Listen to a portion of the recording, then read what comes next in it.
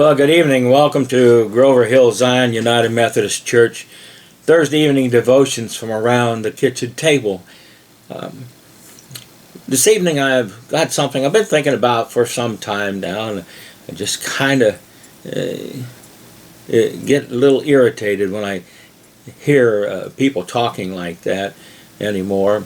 It's especially taking place where there's a lot of people that have been disparaging the country, bad-mouthing it, running it down, and they just negate the sacrifice that you made and your parents made and and others made in order to build this country. If it's easy to disrespect a country or an organization or anything else when you don't have any skin in the game, when you haven't done anything or been involved in it in order to make it thrive and to be a healthy congregation as well, but to be a healthy nation as well. So I really get discouraged with that. People who haven't done anything, haven't lifted a finger to aid this country, to help it develop, to help it be a healthy nation that can continue to thrive and flourish and to reach out to the nations, to be a beacon of light to the world, if you will. And so I get a little put out about that. There are folks that, politicians making $175,000 a year, and they want you and me to pay their debts. That's all they've been whining about for a year or more then. Got to have my debt paid off. Well, wait a minute. You chose to make a debt of $50,000 or $100,000. You make a far more money than many folks, and yet you want other people to pay your debt. And you haven't really done anything in this country except tear it down, run it down. And so that's disturbing. And these same people even have the nerve to blaspheme God and those who believe in Him as well. And yet, if it wasn't for God blessing us as a nation, there would be no America. Be no America. So it just is irritating. It makes me wonder, how long are we going to put up with this stuff?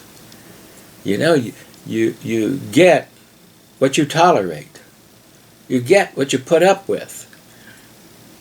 I don't know how these people continually get elected, but don't you think it's about time that as a nation we stand up as a people instead of cowering in the shadows? Well, anyway, I get thinking about the greatness of America and where we're at today. With it. America in my lifetime has always been just a great place to live. And no matter what side of the political realm you're on. But at least last several years, there are people that are just trying to do everything they can to run our country into the ground. It's like they're trying to give it away. Well, there's a man, a 19th century man by the name of Alexis de Tocqueville. And he was a very famous Frenchman. He was a statesman and a historian and a social philosopher.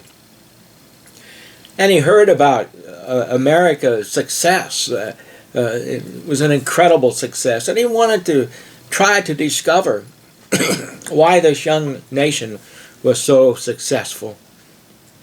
And so he traveled to America in 1830, or in the 1830s, I should say, and to try to discover the reason for its success. And then he collected his thoughts and he published his works that were a 2-volume work about democracy in America. And he was especially impressed by America's religious character. Unlike some of these folks that tear it down today, Tocqueville was impressed by America's religious character. And so here are some of the excerpts from Tocqueville's great work. Let me just share that with you. He writes that upon arrival in the United States, the religious aspect of the country was the first thing that struck my attention. And the longer I stayed there, the more I perceived the great political consequences resulting from this new state of things. In France, I'd almost always seen the spirit of religion and the spirit of freedom marching in different directions. But in America, I found that they were intimately united and that they reigned in common over the same country. Religion in America must be regarded as the foremost of the political institutions of that country. For if it does not impart a taste for freedom, it facilitates the use of it. Indeed, it is in this same point of view that the inhabitants of the United States themselves look upon religious belief.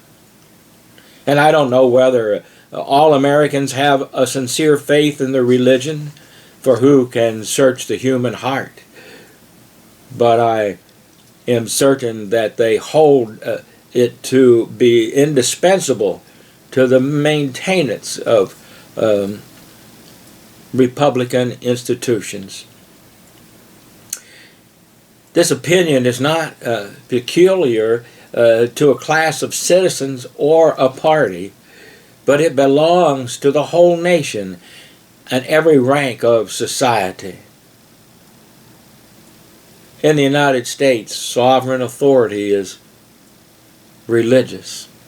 There is no country in the world where the Christian religion retains a greater influence over the souls of men than in America. And there can be no greater proof of its utility and its conformity to human nature than that its influence is powerfully felt over the most enlightened and free nation on earth. In the United States, the influence of religion is not confined to the manners, but it extends to the intelligence of the people. Christianity, therefore, reigns without obstacle by universal consent.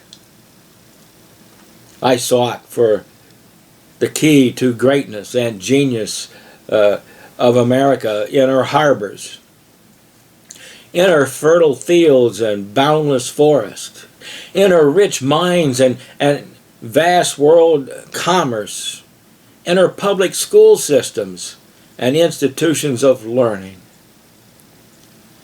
I sought for it in her democratic Congress and in her matchless Constitution.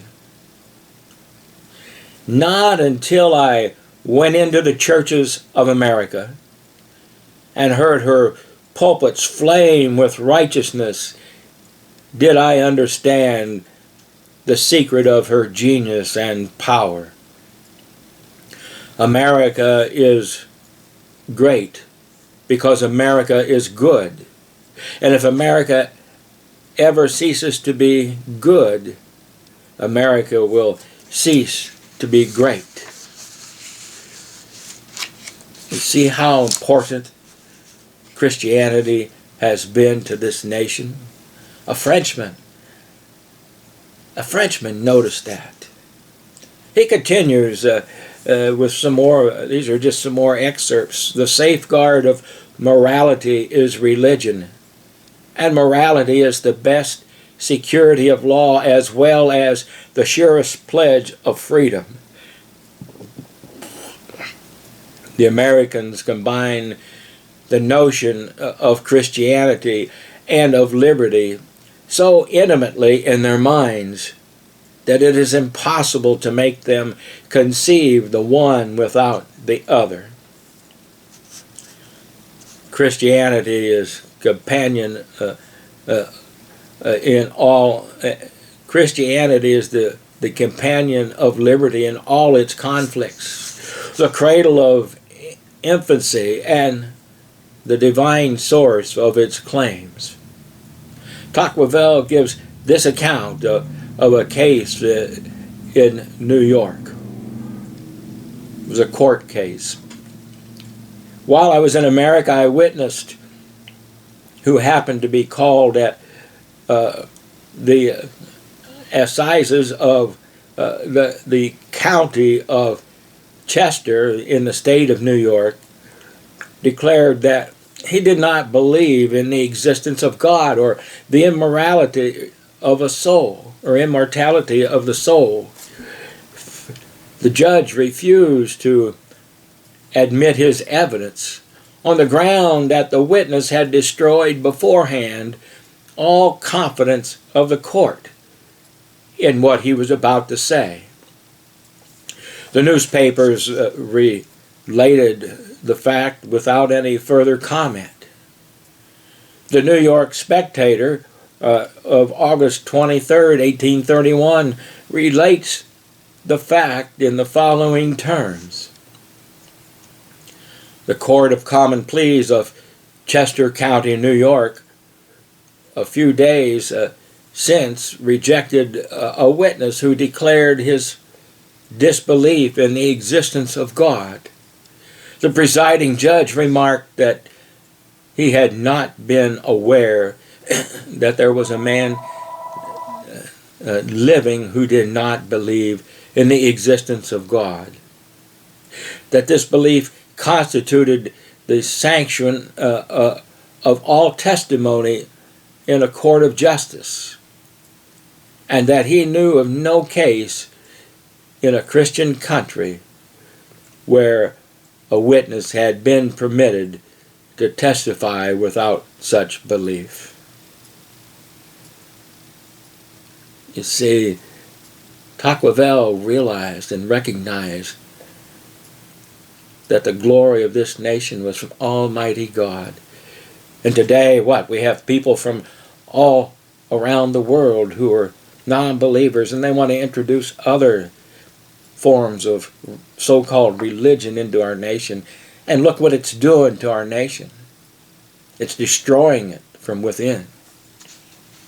Destroying it from within. We wonder, what does God think about all of these folks and what they're doing? Are they doing it out of ignorance? Listen what he says in Romans, the 1st chapter, verse 20. For since the creation of the world, God's invisible qualities, his eternal power and divine nature have been clearly seen, being understood from what has been made, so that people are without excuse. No excuse for not believing. You know, we want to leave a legacy to our posterity, and it's being erased right before our very eyes because we sit back and say nothing and do nothing, and we let those people continually get by with tearing this nation down. Began with statues, and now it's happening in many other places. And they'll have you bankrupt before you know it. And you'll have nothing to leave behind. But however, there is hope. The Lord said in 2 Chronicles 7:14, if my people who are called by my name will humble themselves and pray and turn from their sin, I will hear from heaven and I will heal their land. I will heal their land.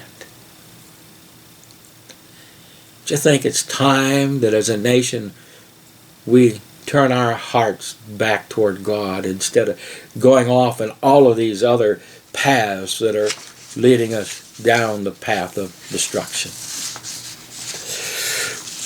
Well, you have a great evening, great weekend. Enjoy this nice weather that God is blessing us with today.